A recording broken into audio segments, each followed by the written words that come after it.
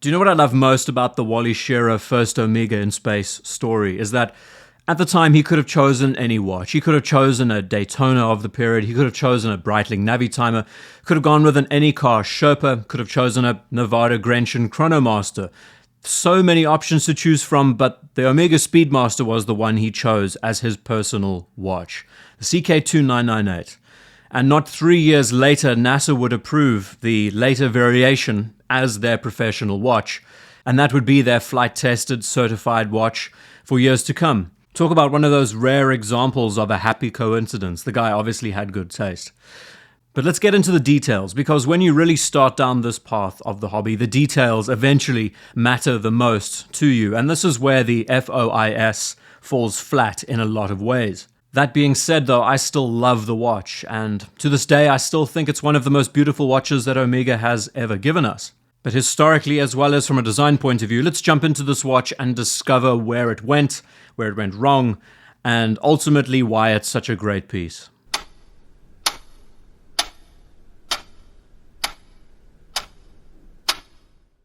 Today we look at the Speedmaster as one of those staples, a necessity for a collection. And why is it so admired and cherished today?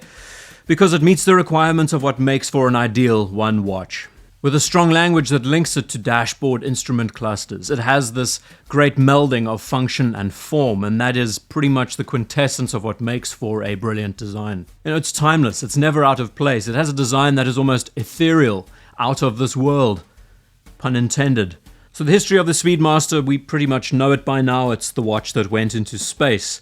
And that's exactly what we're going to be discussing today around the CK2998. There is so much nuance about the Speedmaster that's not openly discussed, like the fact that the original CK2915 was a dismal failure as a racing chronograph, and it was just a happy accident that it was selected as the eventual space watch. The fact that through the process of testing, brands like Hoya, Rolex, Breitling all submitted designs and watches to be used. And the Speedmaster was the only manually winding chronograph that survived all of the tests, from G-forces to temperature variations to timekeeping and shock resistance. But the professional case Speedmaster is seen as the icon today because of the moon landings, because of the many affiliations. It is Omega's flagship watch. They've made some incredible new pieces with the 3861 caliber, and it's safe to say on all accounts, from a design, from a historic perspective, from movement, manufacturing, maintenance, quality, it's one of the best watches ever made.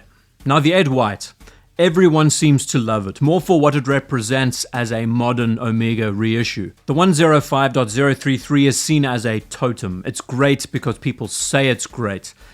I would say it's appreciated more because of the movement that it houses, the 321 caliber, and it's a fantastic movement. But from a design point of view, the CK2998, it does many things better. Chiefly because I believe the Ed White is too much of a transitional model with a focus on being more professional when we look at the dial, but is still trying to be elegant when we look at its case. Once this watch was given a professional case and received that moniker, it became another watch entirely. We should bear in mind that even as far back as the 2915, the Speedmaster had a 321 caliber movement.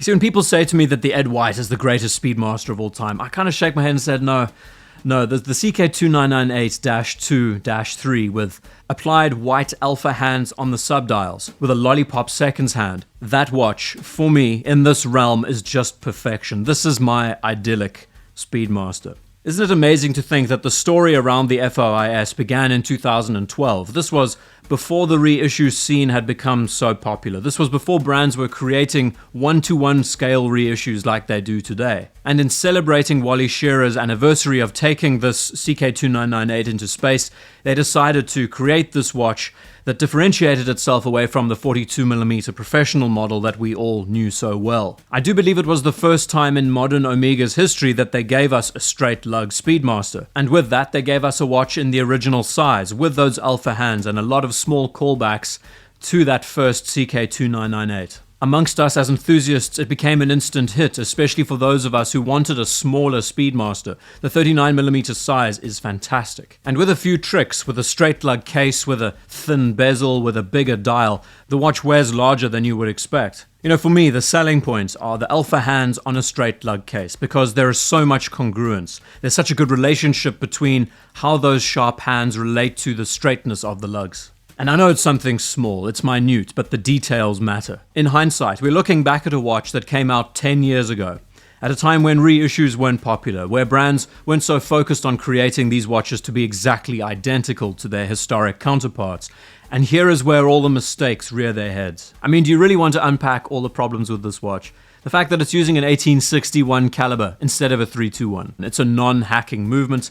It's a cam wheel, it's not a column wheel. Okay, that's the technical side put away. The applied Omega logo is incorrect. It's modern. The painted Omega script, it's wrong. It's not like the 50s and 60s script. The Speedmaster text is too elongated across the dial. The polished Alpha seconds hand is incorrect and should just be a straight seconds hand like the others. The bezel insert does not have a dot diagonal to the 70 and a dot over the 90. The polishing on the straight lugs is incorrect. Even the logo on the crown is incorrect. And I mean, we could talk about this for hours and hours, but the point remains that it's a watch that was very much trying to be modern while calling back to a past reference. But in many ways, I think this watch succeeded. The fact that they did not add faux lume on the dial, and how that relationship between the painted seconds hand and the polished hands make a lot of sense when you look at it from a time telling and a chronograph telling perspective. The sapphire crystal is also incorrect, but then you can use it more frequently and not have to worry about scratching the watch. And let's not forget that at the same time this watch was around, Omega had a whole line of CK2998 models, and these are some of the coolest Speedmasters ever made because they looked at it from a hypothetical history. If the Speedmaster had taken off as a racing watch, what would it look like? So comparing it to today's standards, when we have a near exact Ed White Speedmaster with the correct bracelets, everything that's been improved, modernized, but at the same time looks very much like the original. The FOIS fails in many ways, but I often find myself returning back to it saying, yes, this is a great looking watch. But until that day comes when Omega gives us a faithful CK2998, preferably with a lollipop seconds hand to break away from the rest of the group, this is still the best alpha hand Speedmaster they have ever given us. Next to the Ed White, which we can agree is very overpriced, and the fact that Omega is selective on the customers and who receives them, the FOIS is still available today. And unless you're a stickler for those details, this watch, straight lugs, alpha hands could give you so much joy and satisfaction for a fraction of the price. Try and say that 5 times. The FOIS is a Speedmaster that's gone but not forgotten. It's always been on the fringes of our minds. To this day, 10 years later, there is still a strong community around this watch. Because it has all of the traits of a modern Speedmaster, but with an injection of difference. A smaller size that some could argue is more versatile, with a gorgeous handset that marries better with its case design, that has many cues linking it to the 1962 original but is not an out-and-out reissue. It's a phenomenal piece with a cool backstory, linked to one of the most important names in the watch industry. An under-the-radar Speedmaster that is not instantly recognizable, that prides itself on being unique. It's a fantastic watch. It's an underappreciated gem. They're still out there for you today, and I mean, I was so close to picking up one a few months back. It's one of those watches that I think has a sense of eternalness to its design because it looks modern. It still looks modern today, even though it's from a design that's well over 50 years old. And I think it's in part due to the fact that it's not trying to be a reissue, but rather a modern interpretation. And I guess when you're looking at it from my point of view, the hands of the professional Speedmaster in that case, the lyre lug case is beautiful, but we've seen it so much now. It's such a repetitive design that's used again and again. And these straight lug cases with the alpha hands and the broad arrow hands, they are the secret. They separate one lineage from another. And from there you can enjoy the nuance of a watch that's not often spoken about. You know, the design origins and where it developed. So yeah, could talk about it for ages. Thank you so much for taking the time to watch this video. See you in the next one.